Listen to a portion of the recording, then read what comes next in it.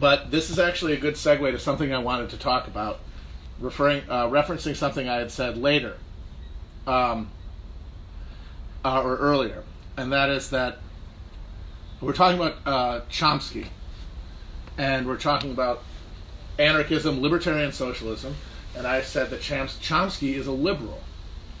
And people got justifiably defensive about that. People who respect Chomsky's views, people who find liberal to be an epithet and not a descriptor, people who, feel a lot of value in the anarchist tradition, which is totally understandable. And now, I thought about it a little more, and I realized that I misspoke. That I think the basic principle I was arguing is correct, but I did not elaborate clearly enough on why. So my basic argument there was, so some leftists like Mehdi Hassan and are dragging out, as Democrats do every 4 years, the increasingly aged Noam Chomsky. They wind him up like a fucking Teddy Ruxpin, and they ask him, should you vote for the Democrat? And he says yes. And then people like Mehdi Hassan say, see, Chomsky says vote for Biden. You're not to the left of Chomsky, so that means the left position is to vote for Biden. And now, Mehdi Hassan, I think, probably has bad faith in that. But I don't think that Chomsky has bad faith. I think a lot of, you see people talk about how when this comes up, they'll say, oh, he was at MIT all those years and defense contracts. And, the bulk of his work and the bulk of his work on life belies that being real. He clearly says what he believes. He has paid the price for saying what he believes his whole life. And the way I know that he bears a price is because he answers every email he receives, which means he is clearly, at some level, seeking truth. No one would do that if they weren't. So I believe Chomsky when he says that his reason gets him to voting for Biden. This is where liberalism comes in. Because I think, and you can listen to me and tell me if I'm wrong or not, I think that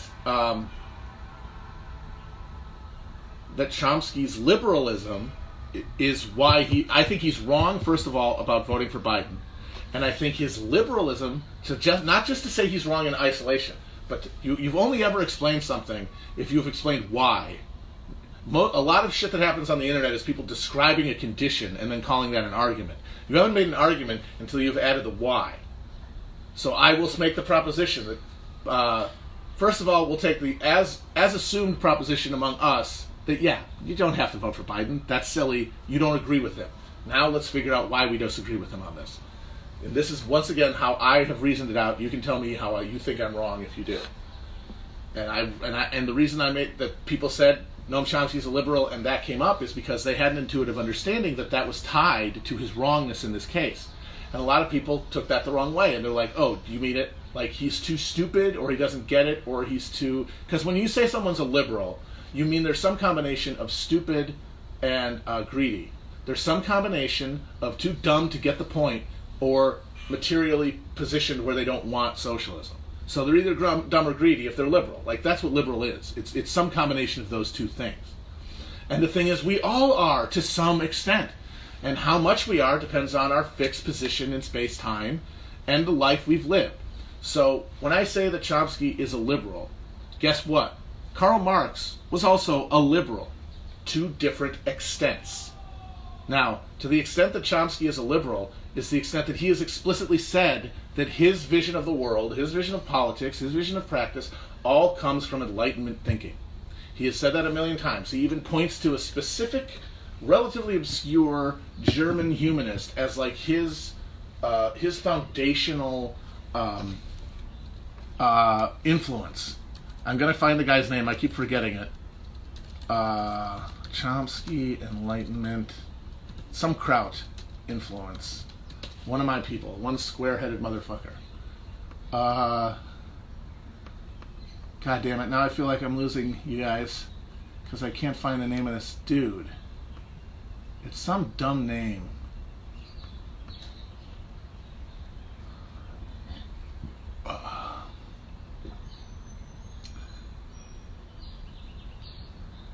Anyway, I will find it at some point. In the meantime, what matters is that he fixes himself in the liberal tradition of personhood. So when he says, I want to do X, Y, and Z because of the liberal tradition. What he means is he believes in socialism as a moral proposition flowing from the inviolability of the individual. That's where the liberalism comes in. He believes that the individual is an unmoved place of meaning, an essence, that a soul exists. It's not necessarily spiritual, but there is a individual human consciousness that is unmoved and that moves upon others. That's the liberal conception of the self. It arose as the economy in Western Europe became more complicated, became more abstracted, and required a greater degree of abstracted thinking in order to process it. And that created a more abstract notion of the self than the more immediate notion of the Renaissance era, or certainly the medieval era, where everyone believes in God. So that version of the self that emerges to compensate for this new, more complicated, this new, more complex economic arrangement and social system that you're in, makes you into that liberal subject. So he carries that with him, and he said that. And so that means that he's approaching, so that's why he is a liberal when he approaches the question of should you vote for Biden. Now Marx also as a liberal subject because he was born in the early 1800s in southwestern Germany, a region that was one of the areas near the Ruhr Valley that was one of the original hotbeds of industrial capitalism. Now, industrial capitalism was still in its infancy, but he saw it, and his life took place in tandem with the arriving of industrial capitalism. Witnessing that in his life and witnessing its impression on the world around him made him think differently. And it made him take the dialectical processes that he noticed lead through economic development. Like, what powered us from slave states to feudalism to capitalism? It was a dialectical conflict of forces within the society. Slave, freeman, serf, master, serf, lord, worker, owner. That is how society comes into recognition of itself as a society, is through conflict within it. He applied that, as Hegel did, to the self. Now, they say that they do it on different sides, but it comes back to the same thing. The self is a series of resolved contradictions. It is not an individual monad that moves of its own volition. It is always being made by what's around it. And that means that when we examine a political question, we have to examine it in time and space. So that is why Chomsky looks at the question of vote for Biden two-dimensionally. Here's the Democratic Party, here's the Republican Party. The Democratic Party is less evil. It's less bad. Its platform is not as bad. The people who make it up are better people in the sense that they have more agreed upon stated values that accord with what we think is the good. So, what was I saying?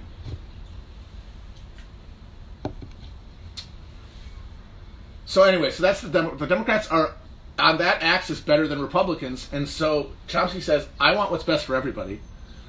The Democrats want more of what's best for people than the Republicans do, therefore I have to vote for Democrats. And the thing is, that's correct. He reasoned that outright. He's right, but only on that mere level. He has not interposed the context on top of it.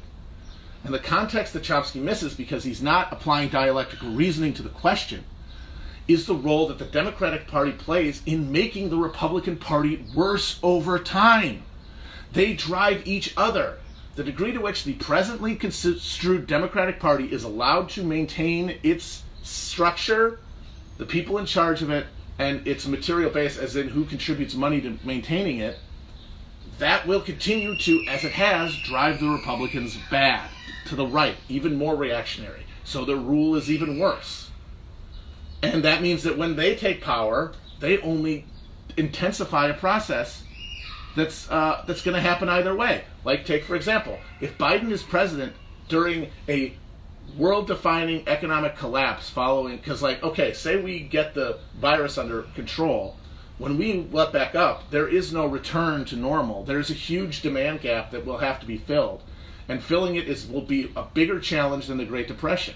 If the Democrats are in charge of that process, the way the Republicans were during the early days of the Depression, they will be the party associated with austerity, because they will be doing the bidding of actual capital. And in a situation like that, austerity is demanded. So they will be that reactionary party, which means that the Republicans, they're not going to get less racist. They're going to get maybe a little less racist. They're going to get more redistributive, and maybe it'll be enough to get them into power.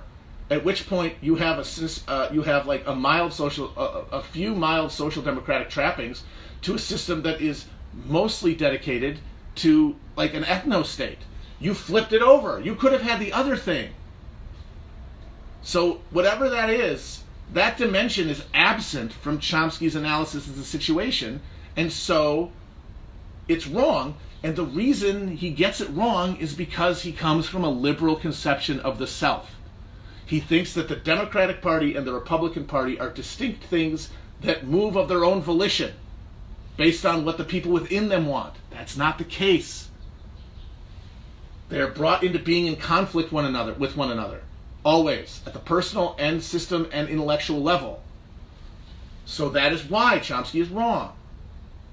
And it comes from him being a liberal.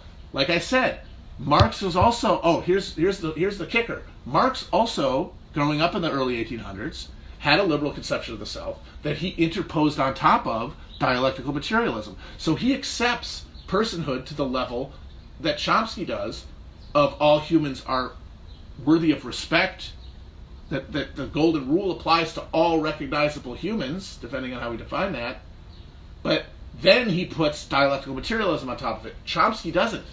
And so that can run off in all kinds of wrong directions when it comes in contact with a place that has evolved beyond the conditions that produced the original insight.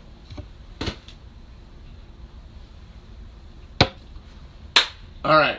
That made sense. I felt better about that one. I gotta say, like, this is why the key to all of, like, thought and right action and all those notions that I never really understood from Buddhism and Christianity and Islam and from socialism is practice, the need to do them every moment. And so, like, I felt kind of crippled by how people were going to think I was crazy when I started explaining things a few of the episodes ago.